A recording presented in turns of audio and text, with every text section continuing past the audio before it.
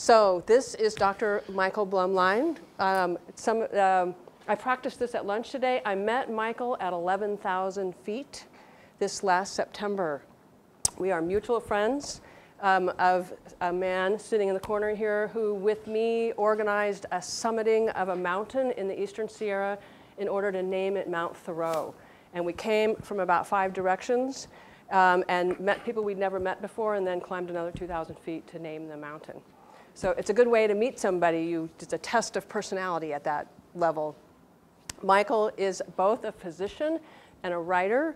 I have 2 of his books to wave around in front of you. This is a rare special edition collection of his short stories, What the Doctor Ordered.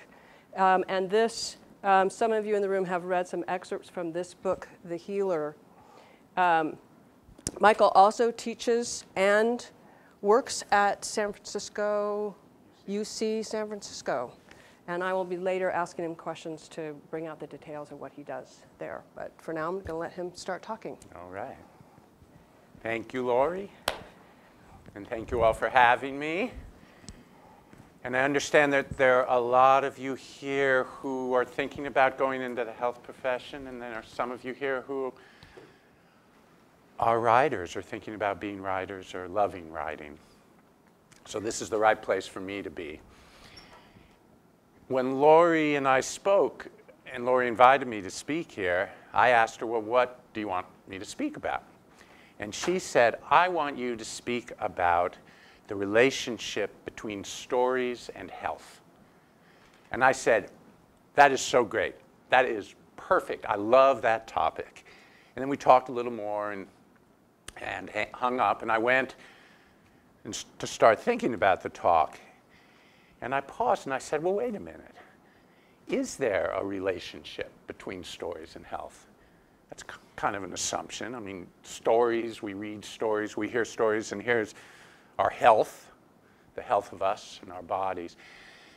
Well, I have the answer to that, and the answer is yes. There is a relationship. And the reason I know there's a relationship is I've been writing stories for 30 or 40 years, and many of them have to do with health. And I've been practicing health as a doctor for nearly 40 years. So you can trust me. There's a relationship between the two. And today I want to talk a little bit about that relationship. So let's get started. But wait a minute, actually. Do you see what just happened there? Do you get it? I just told you a story. I told you that you could trust me. Well, that's not a wrong story, but it's a very deliberate story, and it had a purpose. As a doctor, the purpose of that is to put my patients at ease, being trustworthy. As a writer, or in this case as a speaker, it's to get your attention, and maybe I'll hold your attention for a little bit. We are always telling stories. I could have told you a story, you know what? Don't trust me. Everything I'm going to tell you now is a lie. Or I could have told you the story, you know what? I'm a science fiction writer, and I make up stuff. I love to make up stuff and speculate about things. That's a true story, but it's not the story I want to tell you today. Today, the story I want to tell you is about the relationship between stories and health. Here are 2 very, very common stories that I'm guessing many of you tell. Here's the first story. What I eat and the amount that I eat, how much exercise I get, how well I sleep, that has a big effect on my health. Makes a big difference. Makes a difference in how healthy I'm going to be and how long I'm going to live. Here's a different story. What I do really doesn't have any bearing at all about my health. I can eat what I want, more or less. I can sit around and do nothing. It's really all in my DNA that's going to determine what happens to me. Neither of those stories is true completely. They serve a different purpose than truth. The first story gives us a sense that we're in control of our futures and our fate, and that we can stave off ill health and God forbid death if we act right. And the other story allows us not to have to change our behavior. We can just go along and do what we want to do. We tell stories about ourselves all the time. I want to tell you a couple of stories about patients I've had. Doctors love to tell stories about patients. Usually we tell them to other doctors. We always protect their identities, so the names I'm going to use are not their real names. And I want to use these stories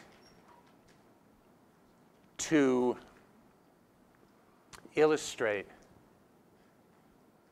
what I think are the 3 keys to being a good health practitioner. And when I say a health practitioner, it covers the whole range of who you might become as a health practitioner, whether you're going to be a nurse or a dentist or a doctor or a pharmacist or a therapist or a physical therapist, all these, a social worker. These are the keys to being a good one. And coincidentally, they're also the keys to being a good writer. The first case is a woman named Linda.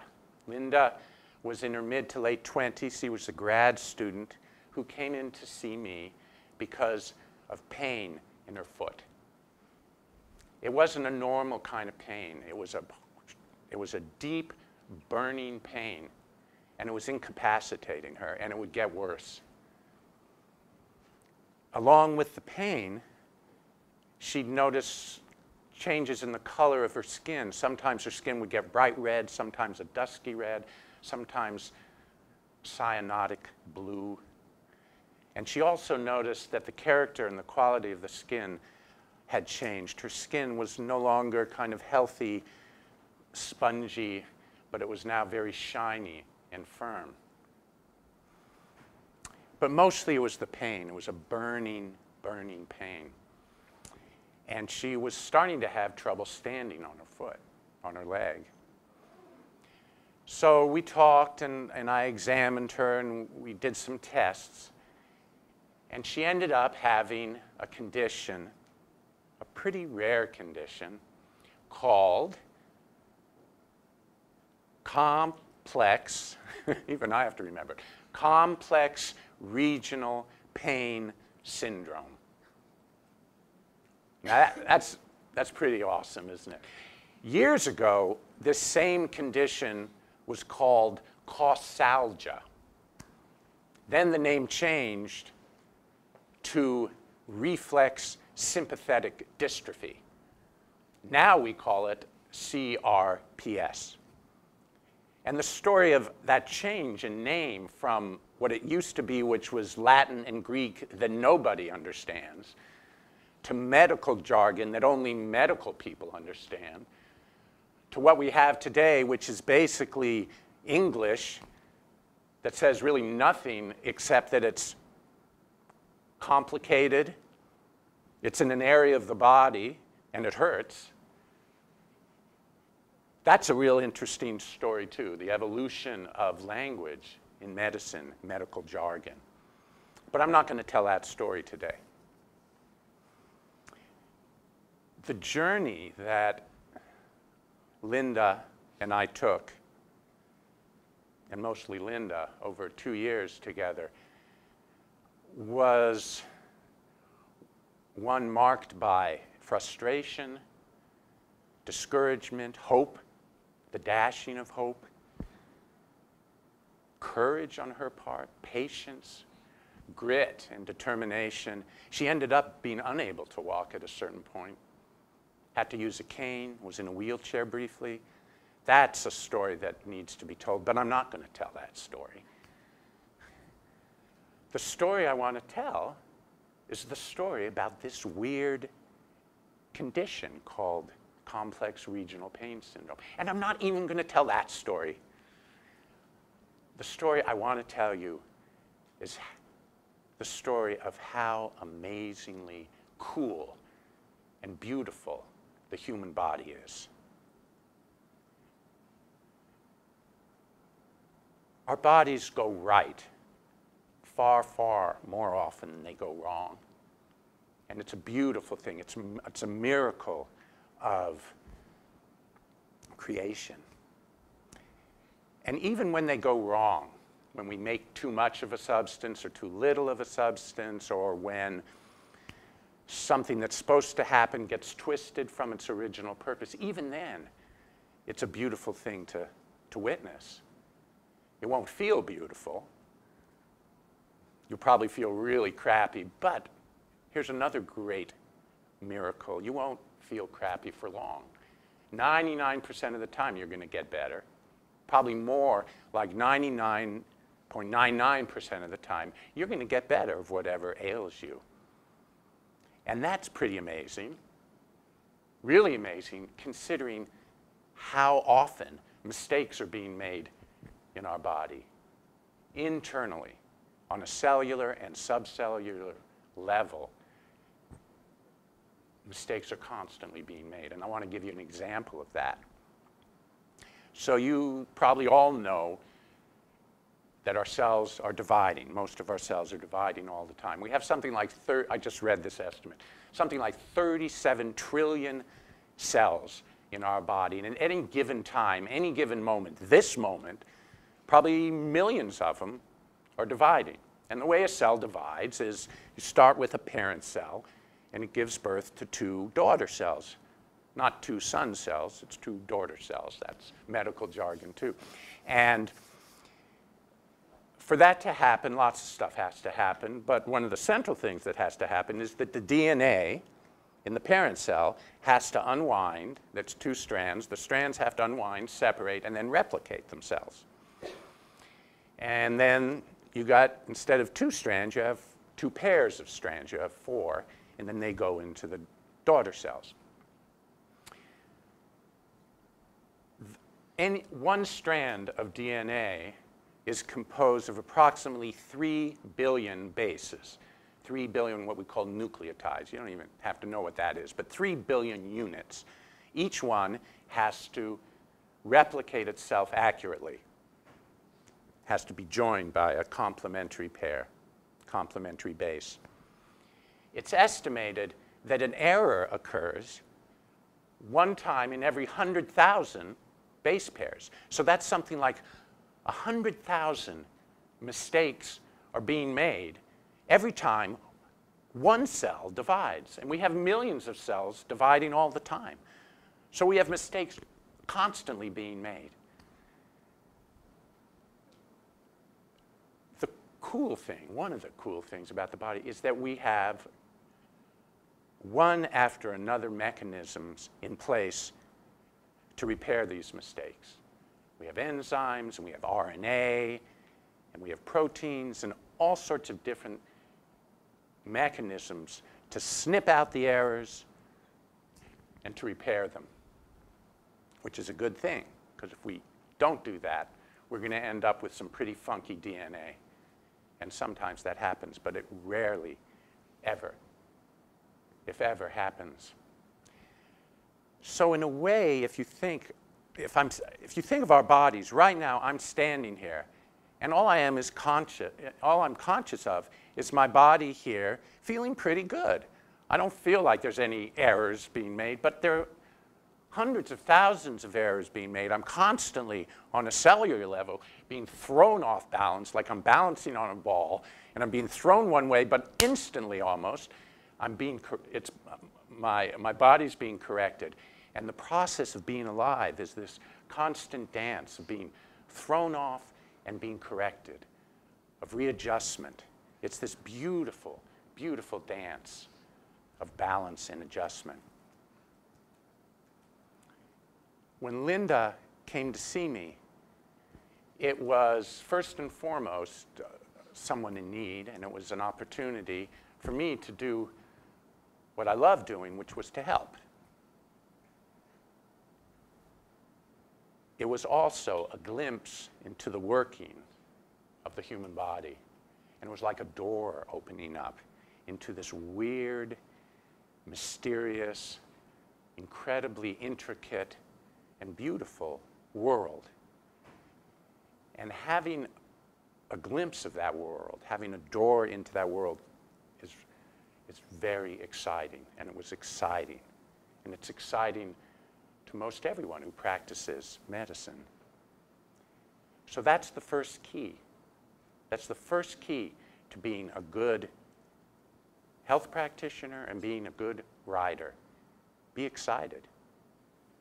Get excited. Be curious. Be passionate.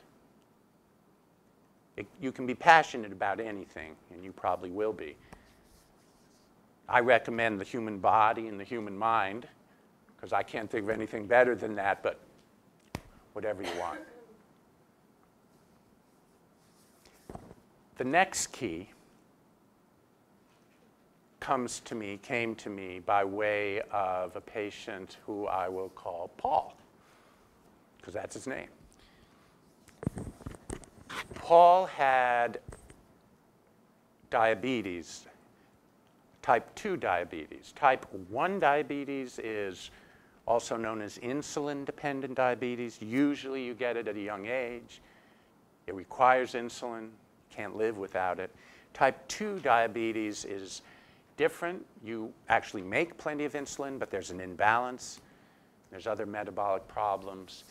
Type 2 typically comes at an older age. It's often associated with being overweight.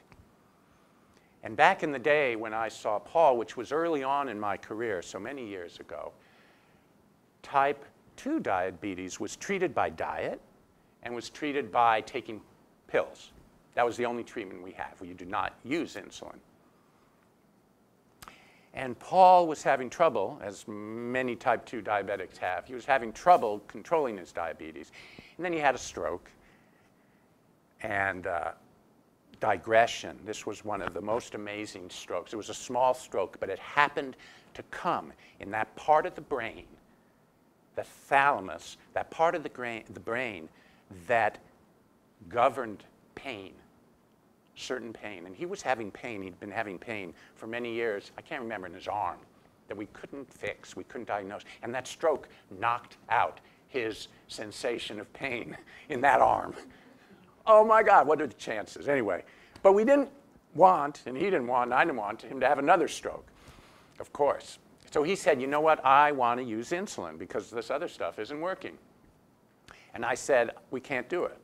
And he said, why not? And I said, well, you don't use insulin in this. And he said, why not? And I said, well, it's not indicated. The journals say it's not indicated. The experts say it's not indicated. The schools say it's not indicated. And he said, too bad, I want to use it. And I said, okay. And so we started using insulin. And it was a risk that he took, but he was already a risk. It was a risk that I took, although that wasn't what was foremost in my mind. But it was a risk because it was definitely not standard of care. And if something bad had happened to him, I could have been called up before the medical board. But as it happened, nothing bad happened to him. And in fact, his diabetes miraculously got better. But it was totally flying in the face of what was, at that time, dogma.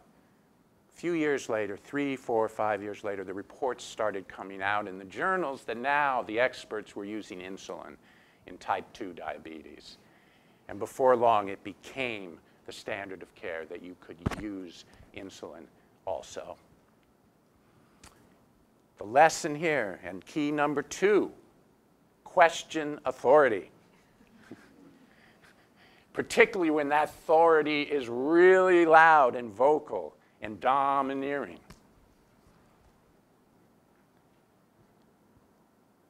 Respect your institutions, like this hallowed institution.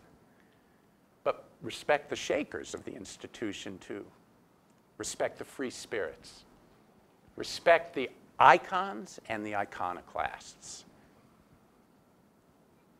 And in medicine, as much as anywhere, you're going to get your share of experts and expert opinion. And a lot of it is, well, it is expert opinion, but there's always another way to look at things. Truth today is not necessarily truth tomorrow. And it reminds me of a writer, of a piece of writing by a writer named George Orwell, whom you probably know. He wrote 1984, Animal Farm, Homage to Catalonia. And he wrote a very well-known paper called Politics and the English Language. And it's a great little essay about the political use of language. And in it, he gives the 6 important keys to being a good writer. This is pretty famous, I think. And he says important stuff that's really good advice. Keep it concise. Don't use jargon when you can be direct. Avoid the passive voice, stuff that's useful. But the best piece of advice is number 6, which is disregard these rules if you need to. He says a little differently, but that's the gist. So disregard the rules if you need to. The third key to being a good writer and being a good health practitioner, be ethical. In health, what this means, it means respect people's privacy, obviously. Respect confidentiality, obviously. It means don't take bribes, which sometimes can come in ways that they don't even look like bribes. Drug companies are always giving free samples as though they were free, but that's a bribe to get you to start using their drugs.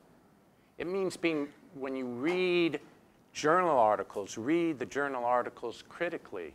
See who the authors are and who is funding the articles that you're reading, the scientific articles. Are the funding sources servicing the point of the article? More and more we're reading articles about new drugs that are funded by the companies making the drugs. And they're purporting to be scientifically objective. That's hard to do when the source, when you're a scientist and people paying your bill are asking you to be objective. It's hard to be objective. It means that. It means recognizing that there are disparities in our country and our world. Disparities based on class, based on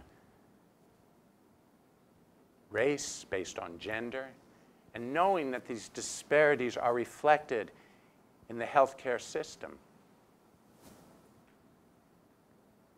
We all have prejudices.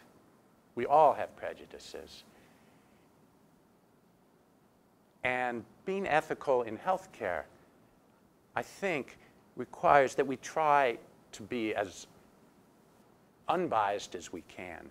But it also means to recognize that we do have prejudices. And when we're seeing people, to know that, and to know that that may affect some of our decision making. In writing, being ethical, I think, first and foremost means being honest. Don't lie. Junot Diaz, who's a great writer, said that lying is a mask, and there's nothing lonelier than not being able to take off your mask. Sooner or later, your body will betray you. And I think he means your mind and your body. Don't lie. I think a second ethical opportunity for writers, read voraciously. Get experiences. Be thirsty for new experiences. Fight censorship. Support freedom of expression. Champion free speech. The very first story I ever had published was a controversial story. It was a story about Ronald Reagan, who was then the governor of California. This was before he became president. And he had done some stuff that I really thought was awful, kind of unethical. He was starting the process of transferring wealth to the rich. and to the people who already had it. And one of the things he had done, and disenfranchising people who really needed help, cutting entitlement programs. And one of the things he had done that really had hit me was he had just closed a huge number of mental health institutions and thrown all these needy, disabled people out in the street to fend for themselves. So I wrote a story where we did surgery on Ronald Reagan, and we harvested his various parts, and then we cloned them, and various parts, in funny ways to me, were used to clothe and to feed and to house and shelter the poor. It was, to me, it was a dark satire. I was cackling when I write it. To some people, it was horrifying. I couldn't get it published in this country, surprisingly. It was published in England, and then eventually it came back, and it has now been published more than once in this country. And isn't that great? It was published in our country. Imagine if writing that story was a capital offense, or imagine if it resulted in a death sentence. So freedom of speech is really, really important and something to fight for. I want to take that one last thought a step further, mostly for you healthcare students, but actually for you writers too. So now imagine that I was the writer of that story, as I was, and my executioner had come to kill me, and they'd almost done the job. Not quite, but I'm coming to see you as my doctor or my nurse or my pharmacist. I need help. Well, are you going to help me? Of course you're going to help me. Now imagine that you're the executioner. Now imagine that the executioner, after I come in and you do what you can, but I've died, you couldn't save me. Knock on the door, your next patient. It's my executioner. And in the process of killing me, they were hurt. Or maybe they're coming to you a year or two later, and they've been mentally damaged by what they did to me, and they need your help. Good medical care requires empathy. It requires that you suspend judgment, at least for a little bit of time. That's ethical, in my opinion. Those are the three keys, simple keys. Be ethical, be skeptical, be passionate. I'm almost done, but I want to leave you with one last thought. And to do that, I'm going to play you something. If it all works. Let's see if it does. And it might help to close your eyes. You don't have to, but it's probably safe. Is it safe here, Lori, to close your eyes? Safe to close your eyes. Okay. It's going to be cooler if you close your eyes, but don't if you don't want. I'll close mine once this goes on.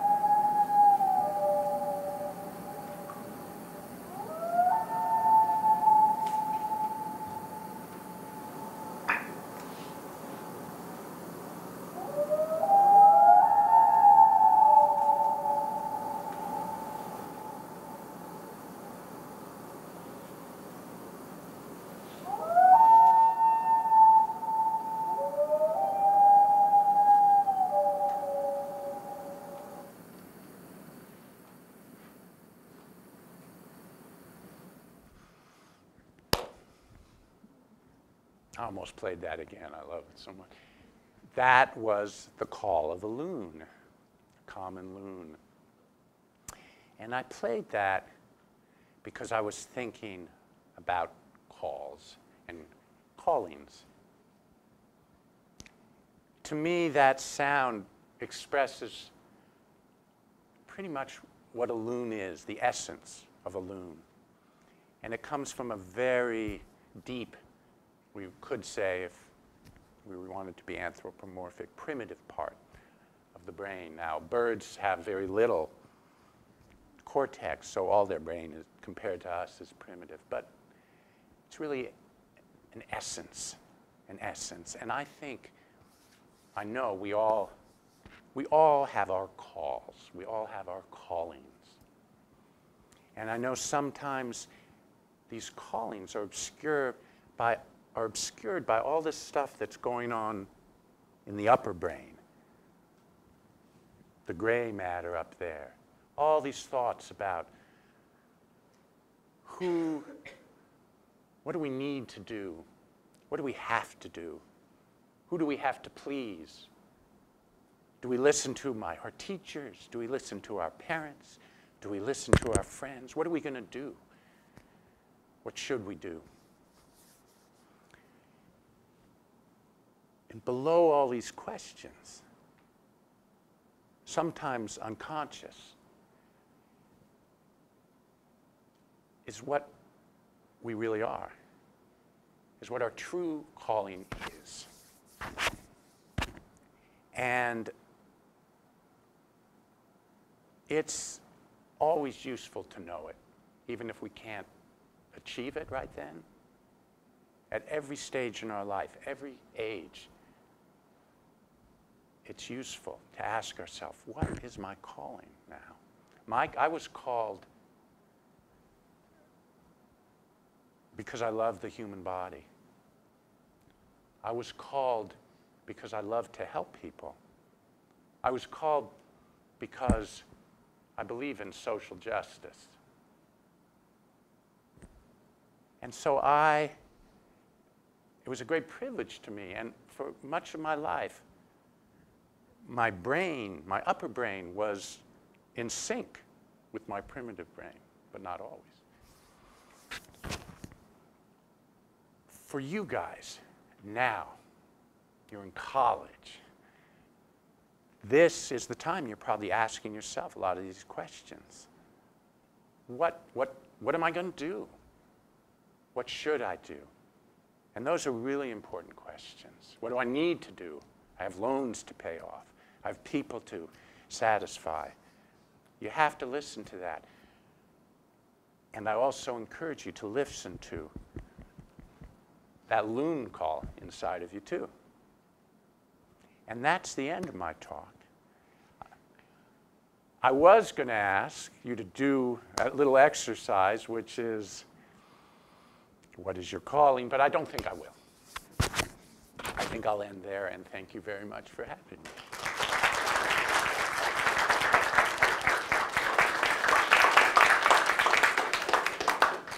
So I have organized some questions to ask Michael, but I don't need to ask my questions. I can ask him at any time.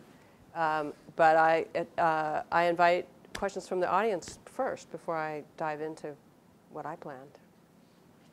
Anybody have any questions? So as a writer, how do you feel about the rise of self-publishing now that it's all possible online?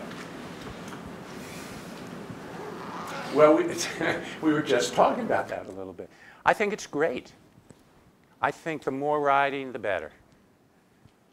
I think, I love it that people are writing. I don't have to read what people write. And I think that's the challenge, is when everyone and anyone can write, what do you read when it's infinite? So that's a challenge. But if it didn't come across, I'm all about expression and creative expression. So I think if you can do it whatever way you can do it, do it. Yeah. how do you decide what to read would be sort of the corollary to that if there's an infinite amount. And I think you decide in the way you always do. Well, you don't decide in the way I used to do, which is I went and asked my librarian. I don't think people do that anymore, but I asked my friends and I asked other readers. And then actually what I do, because I go to bookstores, thank God there's some, and I browse and I pick something that catches my eye for whatever reason. A name, a word, a picture, whatever, the size of the book, the feel of the book, whatever my mood is, and then I leaf through it. And, and you could do that online too. You just can't feel how heavy the book is, or you can't quite smell the book, which is also fun too. Huh? Not the same. Well, that's an old thing, so, yeah. So let me ask you just a background question. Wait a minute, there's someone with a I didn't see question. a hand. Yeah. Considering you discuss a lot of medical and social dilemmas in your writing, and that you also seem quite interested in general, what do you think is the most pressing or interesting issue right now, whether it's medical or just in general? The planet, nature, which is a public health issue, actually. We can get into that. It's a public health issue to protect our world. So that is probably really big. I've written a lot about genomics and genetic testing and genetic engineering. That's huge right now, and that's just getting bigger and bigger and bigger. And there are lots.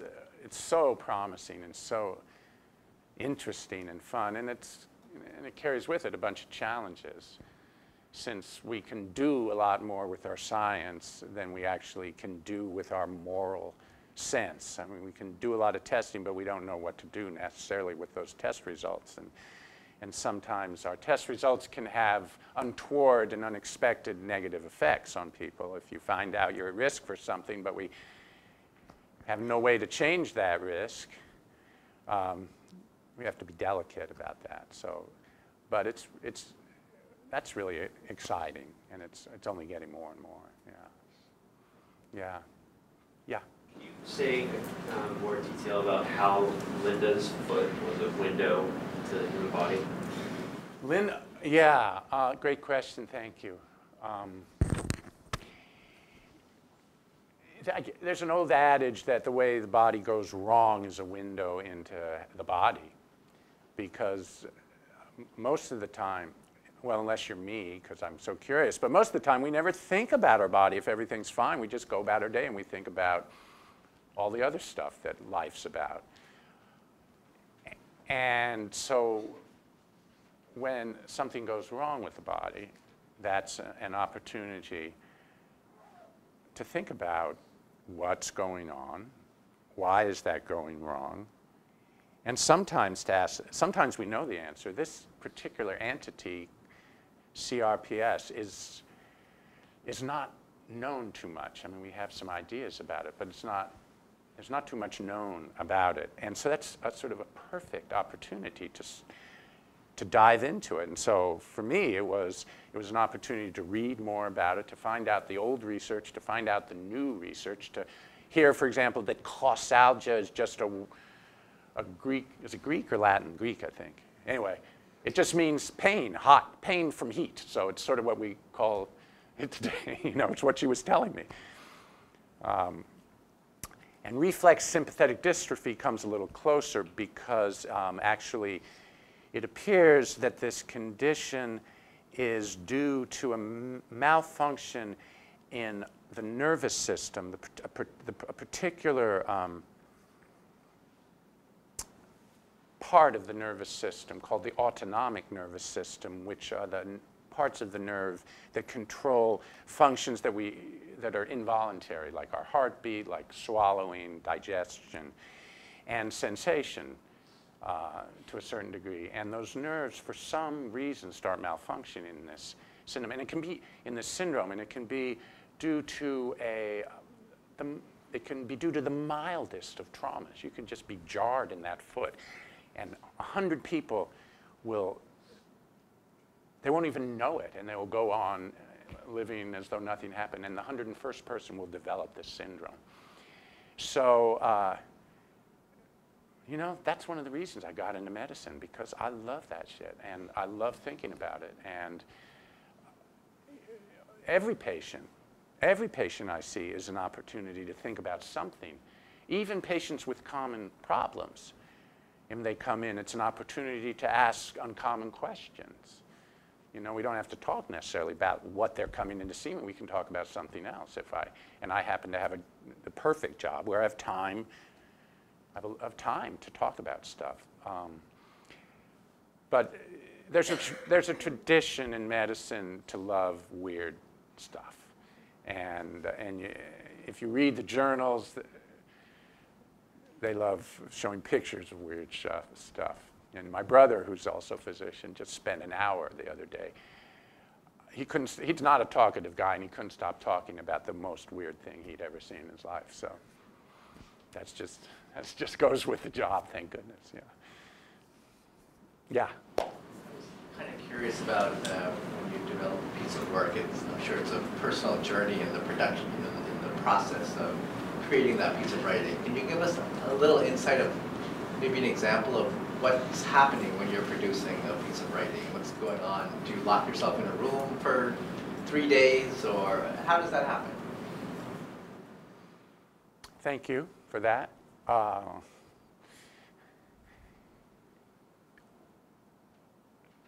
It happens differently. The latest piece, the most recent piece I wrote, just came out, kind of seemed to happen instantly, although in retrospect it was gestating for a while, and it came as a result of the conjunction of a stimulating conversation I had with someone who works for a company called 23andMe. Do people know that company? They do genomic sequencing, and she's someone who works there. And the conjunction of that and a conversation with a guy who works at Facebook, Google, well, I know, he went from Google to Facebook or vice versa. Anyway, he works at one of those companies, who had been tracking his stats, as it were, his caloric intake.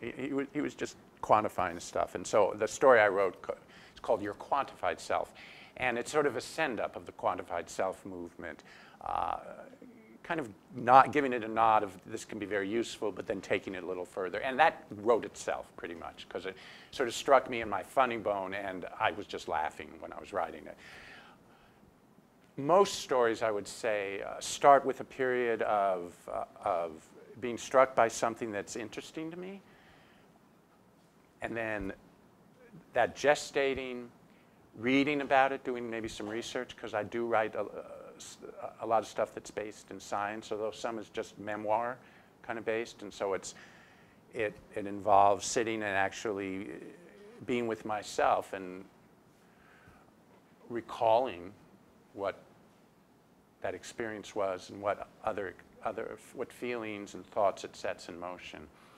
And then I'll sit down and close the door. Although every day I'm sitting down and closing the door, but that's what's happening when the door is closed. I'm not always writing while that's happening. Sometimes maybe I'll read. I used to never read. Now often I'll start the day reading some writer who I'm interested in. But that doesn't last long. That lasts for about 5 or 10 minutes, and then all of a sudden they say something, and bam, I'm off in my own head. And then I'll just sit at the I usually write at home. I get distracted easily. Not everyone's that way. I really envy the people who can work in cafes. I sometimes can, but it's really hard at this point for me to do that. And so I'll just write for hours as long as I can go, and then I'll stop and do the same thing next day. Is that what you were asking and getting at? Yeah. Yeah.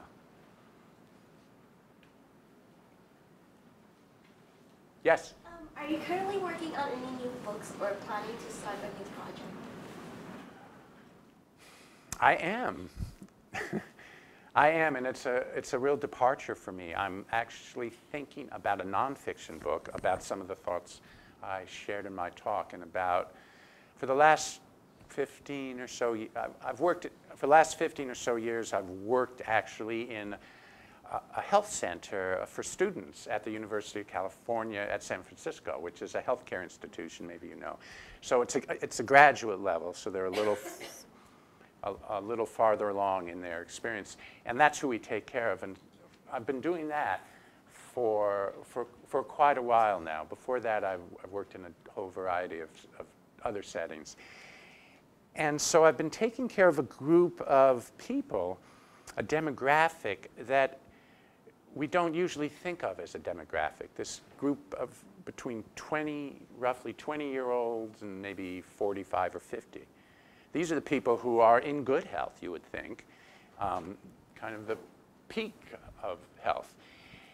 But curiously, I never I never have a lack of patience, so there are things that seem to go wrong at this age. And I've been thinking about what those things are, and they're recurring themes and challenges and health issues in this age group. We have pediatrics that goes up to 18 roughly. We have internal medicine, so-called internal medicine, which starts, well, at any age, after 18, but typically when you're in their 40s or 50s, because that's when all the screening stuff kicks in, most of the screening stuff. And then there's this other group, and I love this group, and I've just been having a total blast dealing with them and finding out more about that stuff. So but I've not written a full book of nonfiction like this, and so part of what I go through every day is asking myself, can I really write that long a book of nonfiction? Because I tend to, once I start writing nonfiction, I tend to go off in science fiction, because that's sort of where my mind goes. So can I stick to the facts, or at least enough stick to the facts? And then also, is there an audience for this? I mean, would anyone really be interested in reading about 20 to 45-year-olds? And so I have to answer those questions. But it's been fun starting to think about stuff. They're the 3 S's. Of the 4 S's, I'll just share with you that we kind of random stuff. These are the 4 S's that I've found in my practice, 20 and 30-year-olds, say roughly, because when you're a little older than that. The 4 S's that are the most common pressing problems. And who wants to guess? One S. Give me an S. Stress. Stress, yeah, and stress. But that's also psychology, dropping the P. So stress and psychological issues. That's the first. Sleep. Correct. No. But I'll add that. But that's under stress. You're not allowed to talk because you're too old. Come on. Sex. Sex. Who said that? The old one. The old. Come on, you guys. Don't let her do sex. Definitely. Right? Sex. And not, all the stuff about sex. Relationships. Intimacy. And sex diseases, and fear about sexual diseases, all that stuff. Great. What else? Come on, 2 more. A little harder, but really, really there. What do you worry about when you're a teenager and then as you get older? Come on. Your skin, right? Maybe, a lot of people have skin problems. I see a lot of people with skin problems. They're worried, too much sun, too little sun, acne, moles, because this is our skin, is how we meet the world, our faces, they look at us, eek, eek, come on. And the last, I'll save you the drama, is sports. And sports is very broad. It's not just athletics, but it's about, all the ways we use our bodies ergonomically, and things happen, and things go wrong, even at a young age, particularly with this fairly recent emphasis on extreme sports, doing things way max, running lots and lots of marathons or climbing El Capitan in the middle of winter. Pretty cool, right? Pretty cool. Lucky he didn't lose his other finger, right? So I see a lot of sports stuff because people love to use their bodies, and thank goodness, because I'm a sports junkie too, or an athlete, and I love it. But it's anyway. Those are the 4 S's, and of course there are other things, but those are my 4 S's. And now I got sleep, and then the 5th S. I wasn't allowed to say anything. The 5th S is stuff, is other stuff. So then. Stuff. Right. Yes. As you are a medical professional, do you Yes. feel pressure to, especially your science fiction, inform the public accurately or especially well about science? That's a great question.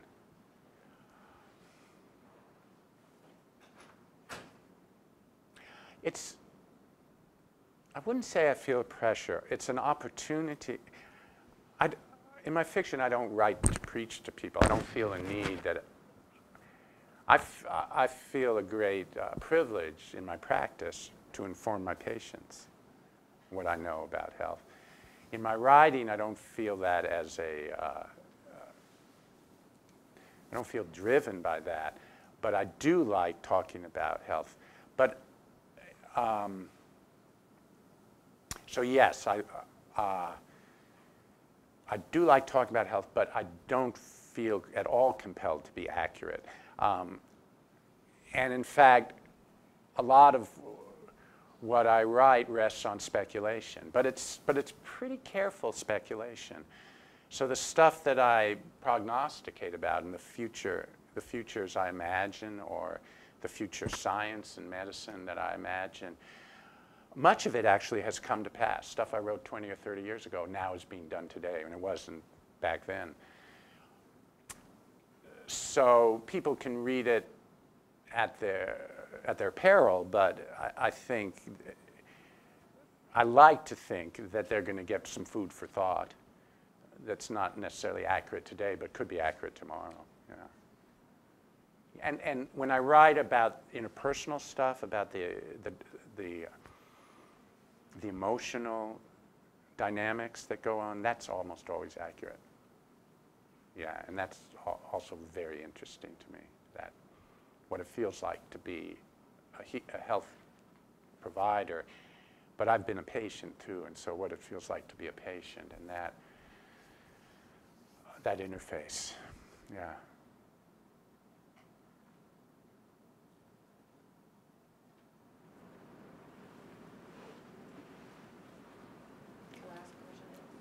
Lori, you've been silent. So, well, you've That's just, the other S, so silence. yeah, silence. I don't think we're worried about silence.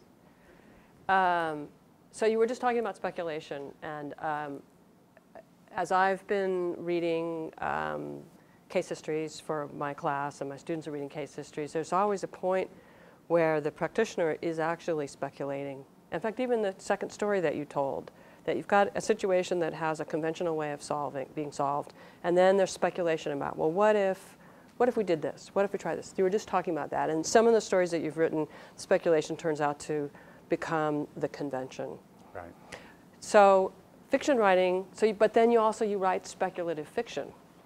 So is there a point of divergence that you're aware of? You're thinking about a patient, say, and you're thinking in a diagnostic way, which is speculative thinking, and then at some point, presumably, it changes, the track divides, and you're now thinking fictionally. Are you aware of that when that happens? In my writing? Yeah. Yeah. I usually, because I giggle. That's the sign. That's the tip-off, yeah. And curiously, for most of my practice, I didn't bring that particular muscle, that particular way of thinking into my examining room. I've always been willing to think creatively with my patients and to try different unconventional forms of treatment. of late, I've given it a little more voice because with certain select patients, because I think for some patients they find it funny, and some people it loosens them up, some patients, and it gives them hope sometimes to think that just the conventional way of doing things is not the only way, that there may be an answer if we just keep looking. And actually, here's what I didn't say, but I meant to say in the talk. With Linda, for example, I don't think it was anything. Linda eventually got better. And I don't think it was anything that anybody, we tried everything, weird stuff, conventional stuff. And I don't think it was anything we did. I think she just got better, which is what I was saying, that so much of the time people get better. And that's a common saying about skin stuff, for example. I don't know what it is, unless I'm a dermatologist and then I know 1,000 Latin names and I can give you the Latin name for what you have, and all it means is it's a mold that looks brown. But most of the times, stuff gets better. So a lot of medicine, not all obviously, but a lot of medicine is just reassuring people, encouraging them, being with them, listening to them, being patient with them, and seeing them through this difficult time. And then obviously sometimes we do use treatment. But you all know now, I mean, years ago, every time you got a cold, well, not you, because you've probably been taught better, but back in the day, all colds were given antibiotics, contrary to all medical and scientific data. Doctors gave antibiotics. Well, you know that antibiotics don't work for colds now. But I still see tons of people coming in for colds and stuff. And so what can I do? Well, I do what I can, and there's some nostrums you can give that sort of help the symptoms. But mainly, it's reassurance. And reassurance requires empathy, and it requires sympathy, and it requires spending time and paying attention and respecting that person coming in because they're worried or they're suffering or they're that. So, yeah, I'm aware of when I go off into outer space. Yes? Oh, did you raise your hand? No, sorry. Thought you did. Yeah, Nate. I'll ask a question here. We've got several students who are reading Dr. Jekyll and Mr. Hyde for my class. Yes. And one of the things we're thinking about is Victorian morality and how that affects the character's views of what psychology is, what medicine is, this kind of thing. And you talk about developing a strong moral sense as part of being a doctor. Yes. Does being a science fiction writer give you a chance to contemplate where that ethical sense comes from in relation to science?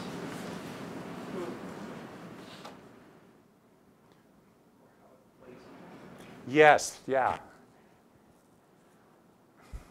Well, no writer, I think, or most writers don't want to be on a pulpit and espouse a point of view. I think science fiction kind of gives it's a perfect field for exploring questions of morality and ethics and conscience. And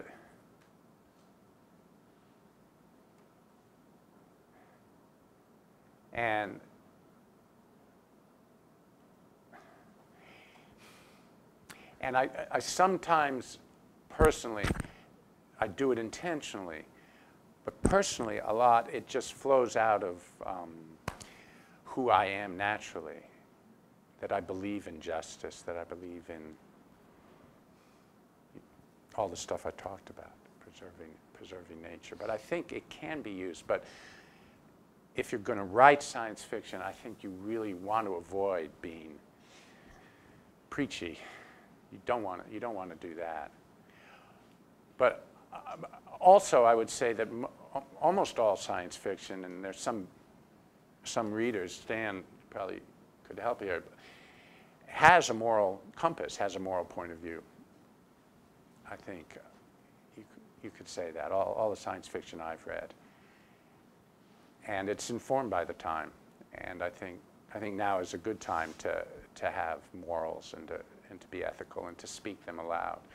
As a doctor, I refrained from doing that for most of my career, because my job was not to make pronouncements or even discuss what I believed in things. My job was to listen to what other people believed and what they needed.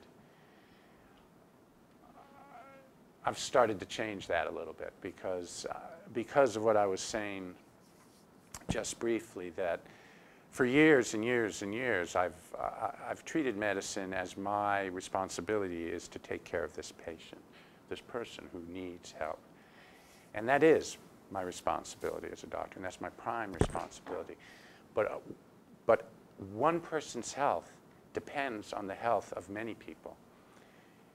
So it's a public health issue, actually. And what I mean by that is, if we used to have one view of what health is health is the absence of disease. So if you're not hurting, if you're not itching, if you don't have something weird growing on your body, or if you're not losing weight, or if you're not insomniac, then you're healthy. And you're probably not even thinking about your health, which is the sign that you're healthy. But I think that's a narrow definition. I think a better definition is being healthy is being alive. And being alive does not necessarily mean that you're without illness.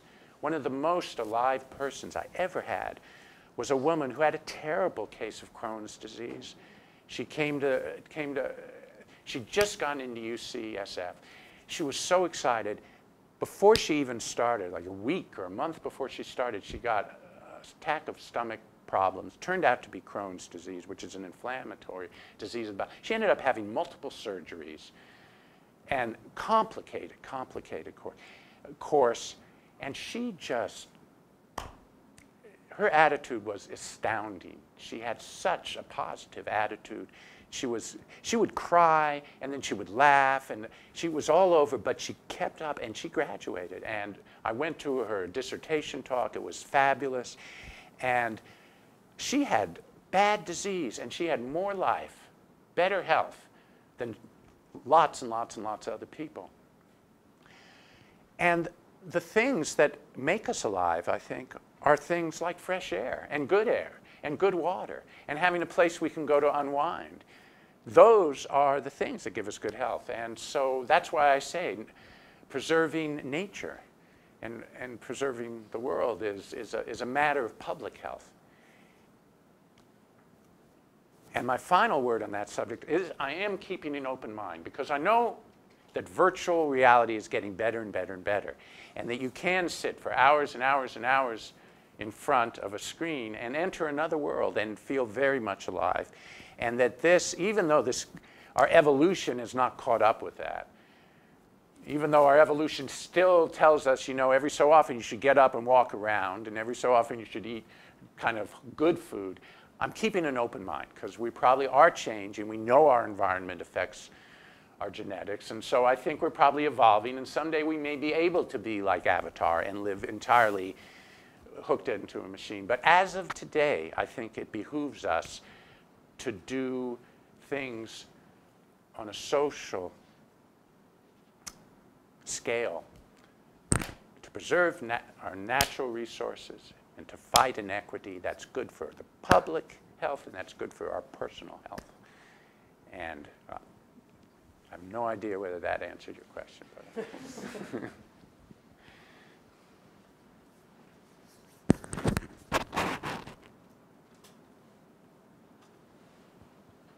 yes?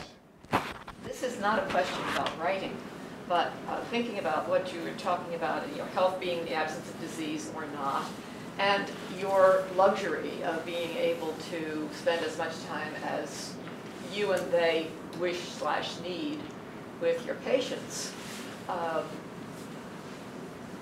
it seems to me that one of the things that I see from my HMO, and I'm happy to see it, is a sense that patients have much more responsibility for their own health now, too. So it's not just your responsibility for your patients, but my responsibility to keep moving and eat reasonably and, you know, along down the list. Yeah. And do you see that in your patients as well? Yes, often to extremes. Yeah, yeah. The all kale diet, for example. Yeah. Or the raw food diet. Yeah, no, I sure do. And actually, for years I've been preaching that. It's when I realized, and it took a while, that I didn't have to carry all the burdens of my patients on my shoulders. I didn't have to take it home with me. That I could actually differentiate us and say, here's what you can do. I encourage you to do it. It would be good for you. And then stop there and say, it's up to you whether you do it. Because I can't force anybody. I would not want to force anybody. And now more and more people want that. So that's been a sea change also. That's exactly what you're saying. More and more people want to do stuff for their health. But we're talking to a college age group here. We're talking to the enlightened Davis community. There are lots and lots and lots of people who really don't or can't do good things for their health, who don't have a market in their community that sells good food, or they can't afford that good food. So there's still lots and lots of people who need more active intervention. So, yeah. Yes? Does that create a built-in ethical dilemma in the medical profession where you sort of get people who want a pill to fix what ails them when your instinct tells you to change your lifestyle? Yeah. Don't we all? We all want a pill. Well. Oh no? No, we don't. No, I don't want a pill. Yeah. So I can't necessarily change my lifestyle either. Exactly. So I think when faced with changing lifestyle, or taking a pill and being able to keep up your lifestyle, my experience, as long as the pill doesn't do awful things, do terrible things, most people will choose taking a pill. That's been my experience. And it is an ethical dilemma for me. It's more just a plain ethical, I'm not sure. It's a dilemma for me because I don't like to give pills. I tend to be a therapeutic nihilist, some people would say. I give as few pills as possible, and I encourage people to do other things. But I'm kind of on the extreme there because pills can be very useful. I think there's some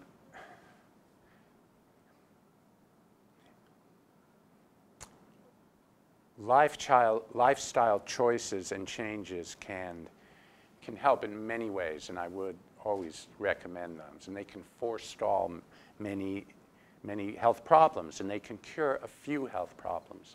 But there are lots of health problems that lifestyle doesn't fix.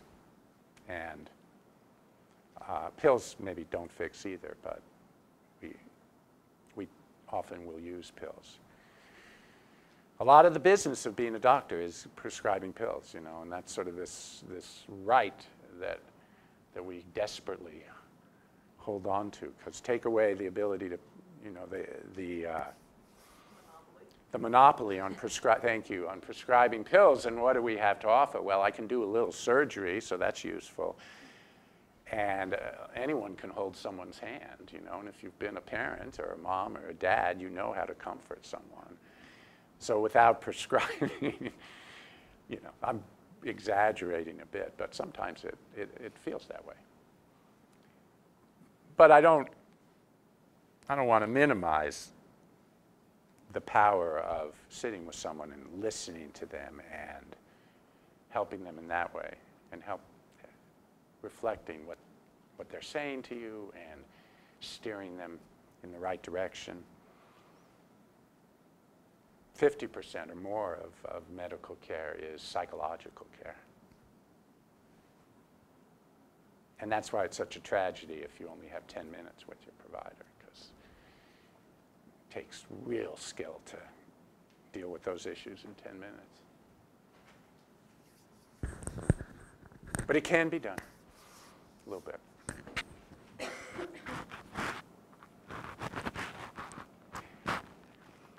So there's some amount of you are going to go into the health professions. Is that true? Yes?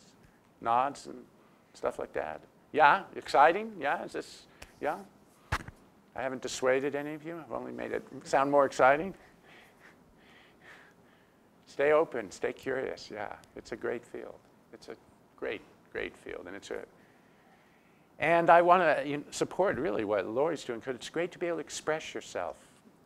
Great to be able to say honestly what you want to say, and to know what you're saying and be able to do that. And that's apart from my being a writer, a fiction writer, it comes in handy all throughout medicine, medical care. Could you say a little more about that?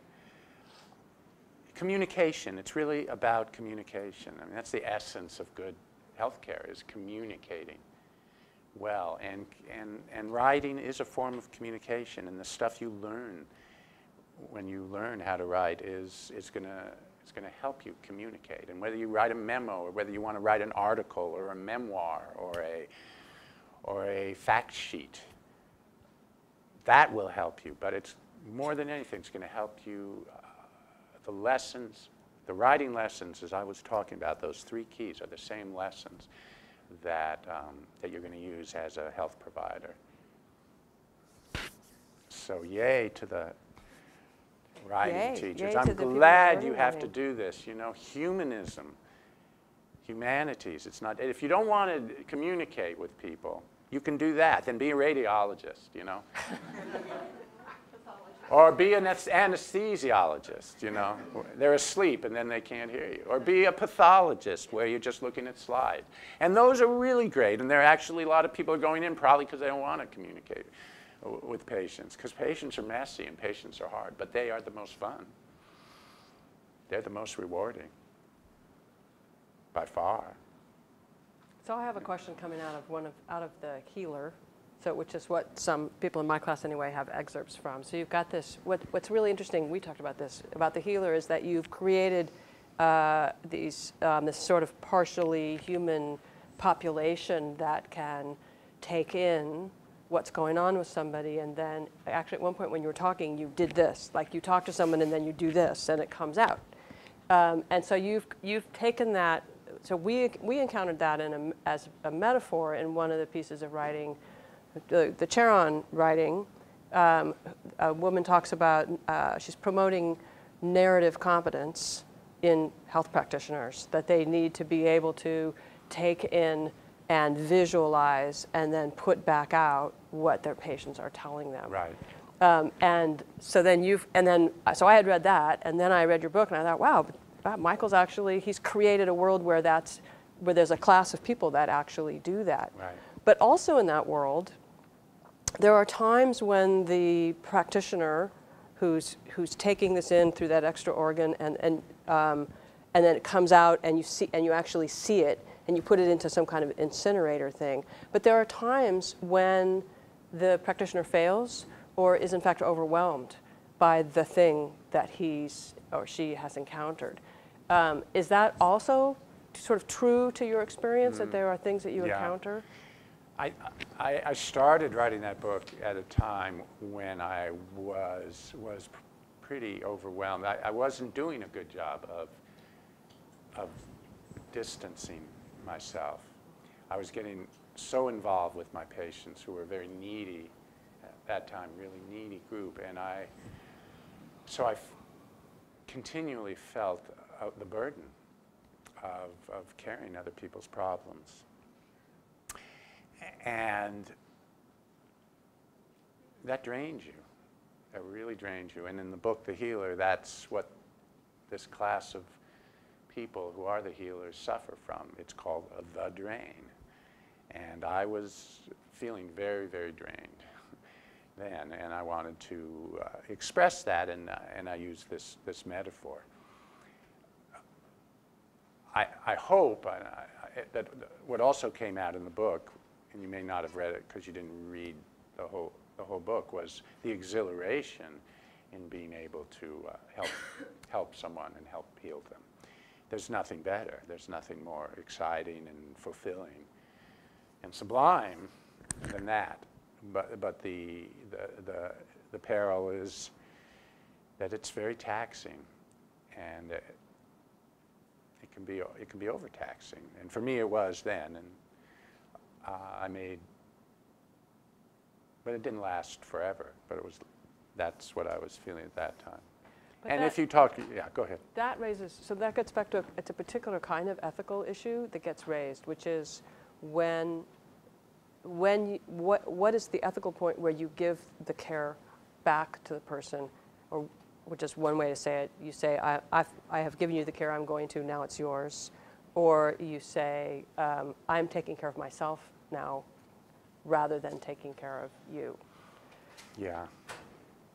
And that seems like a point actually with writers too, where there's a kind of work that you have to do as a writer that requires that you actually do what you need to do to create a piece of writing. And so you were talking about all the upper cortex stuff, all these demands. There's actually some way, there's a kind of ethical position that says, I can't do the thing that's important for me to do for the world, which means taking care of other people, for example, if I don't take care of myself. Mm-hmm.